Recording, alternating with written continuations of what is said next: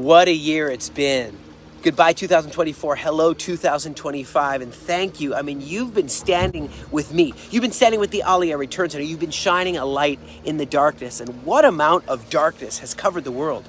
All kinds of pro-terror rallies all over the Western countries' capitals. Right now, shrapnel falling from the sky from the Ansar Allah terror group called the Houthis in Yemen, falling in Beit Shemesh, right west of Jerusalem. And at the same time, the world's condemning Israel. It's slamming the Jewish state for the fact that we're retaliating right now for all the ballistic missiles they're firing on us. We're trying to stop them. And the world just doesn't get it. But you stand with Israel, and I just bless you for understanding what basic self-defense is, what it means to stand up for what's right. And we can't give up. We got to continue to stand. And I look back at 2024 and I just think, what a dynamic year.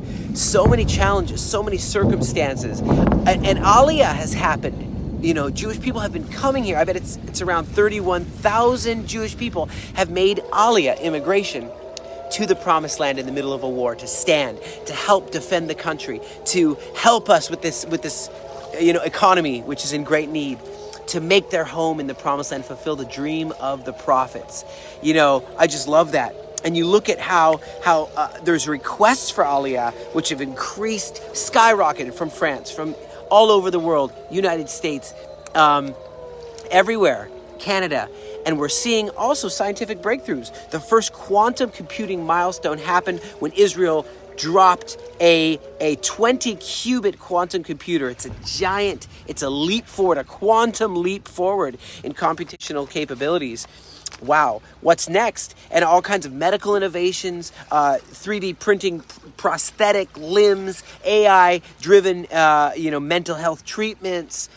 Just so many things out of Israel. Israel's a light to the world. It's been so hard. I mean, the Iron Beam had to develop. We had to really hone the Arrow 3, the Iron Beam, and get this thing to really work to defend us.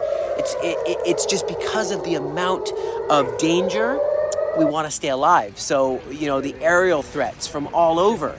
And you remember what happened when Iran attacked us with hundreds and hundreds of intercontinental ballistic missiles again and again? Well, you know what Zechariah said? He said, hey, the nations that plunder you, they're going to understand they touched the apple of God's eye, and I will, thus is the Lord, who sent me after glory to the nations that plunder you. For he who touches you touches the apple of God's eye. Psalms 121. Behold, he who keeps Israel will never slumber nor sleep. God is protecting Israel through all this. And we're seeing a glimpse of the fact that God, his word is true. And there's nothing that anyone can do to stop it. And I even, through this war, through this hardship, through these hard times, in Gaza for over a year, in Lebanon fighting, all over. There's 7 fronts that Israel's facing enemies, and there's highlights. Remember, just remembering for a second, remember Noah Argamani, successfully rescued, Almog Meir Jan, Andrei Kozlov, Shlomi Ziv. Remember at the beginning, Uri Megadish. You remember these rescue missions of the army, and the world applauded because evil won't pay. Terror is not a way of life. No, it's unacceptable. It must change. And you see how some of these big leaders, like Hassan Nasrallah, like leaders that you thought would never, ever be able to stop their terror. Well, they're stopped. They've stopped. And they are taken out. And there's now a chance for Lebanon to change. There's a chance for, I believe, also for Yemen to change. There's a chance now for Syria. We just hope they'll make the right choice. And Israel's really got our dignity back in some way because we really messed up on October 7th.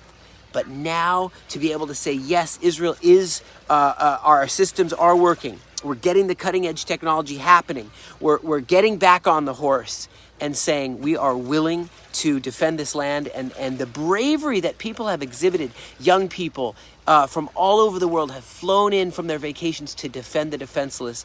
And I just want to say, guys, I could talk so much about this year, and it has been hard, it has been challenging, but I just want to thank you for standing in this prophetic journey with us, with me, sharing these videos and standing in the gap for Israel. And it's not easy.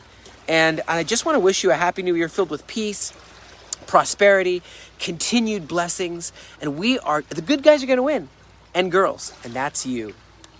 The Lord bless you and the Lord keep you. This is one of the oldest prayers. I want to say it over you, and make his face to shine upon you and be gracious to you. The Lord lift up his countenance upon you and give you his peace. And in this, the priest will put my name upon the children of Israel, and I will bless them. I believe that this new season is going to be a season of joy, and I'm very excited to enter into it together with you. Happy New Year. We have a 501c3 you can give to in the United States. May God bless you from the Galilee.